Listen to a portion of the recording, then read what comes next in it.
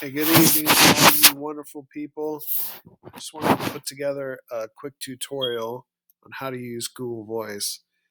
While I was working on that tutorial, I discovered that there's some really good resources on the web that will kind of get very detailed on the step-by-step procedures on getting Google Voice set up. So I want to give you kind of a big picture overview of what Google Voice is and how it functions, and maybe address some of the questions that were brought to our attention regarding the use of Google Voice. So Google Voice is basically a communication tool.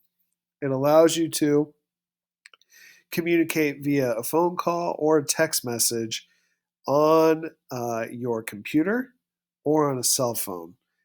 When you're using Google Voice, it does not share your cell phone number. If you have a cell phone um, that you use to call and text people with, if you add Google Voice to your cell phone or your computer, it's not going to show your phone number as the call that's coming in. It will show your Google Voice number instead.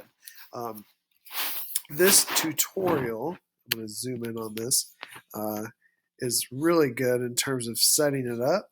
The website or the web address that you're going to want to go to is right here. So you want to type that in, and it will bring you to this video. And it's a really good video in terms of like getting set up. And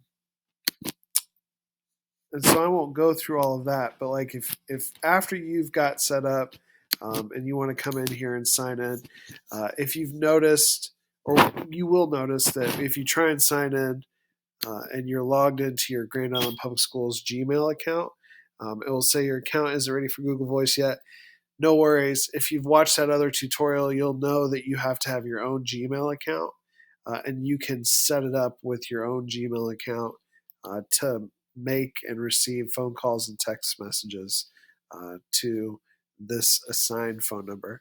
And so if you already have a Google account you want to log into, and I do, that doesn't have a Google Voice number attached to it yet, you'll get in here and you'll see again from the tutorial these three different functions.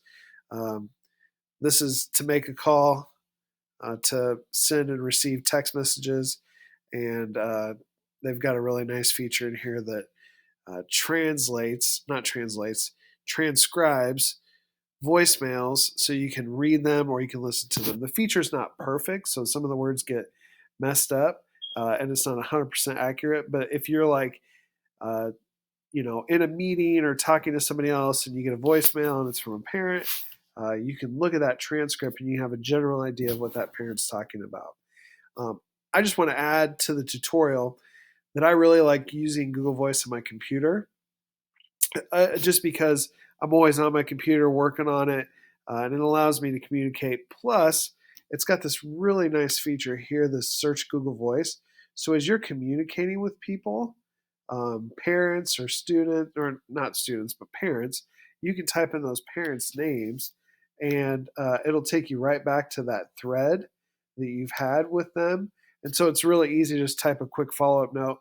And instead of sending it to an email account, it just sends it right to their phone in a text message, which sometimes, our stakeholders receive a little differently than an email. But that's how I use it. It's a really useful tool, or has been a useful tool for me in terms of developing two-way communication strategies with parents and their preferred modes of communication. But I am happy to help walk you through this after you've watched these tutorials. If you still have questions or if you just want to test it to see how it's working, super easy way to connect with stakeholders in maybe their preferred mode, and and it's something that you can do anonymously, and it's different than email. Anyways, thanks for watching. Thanks for all you guys do. Take care of yourselves, and we'll talk to you soon. Go Bulldogs.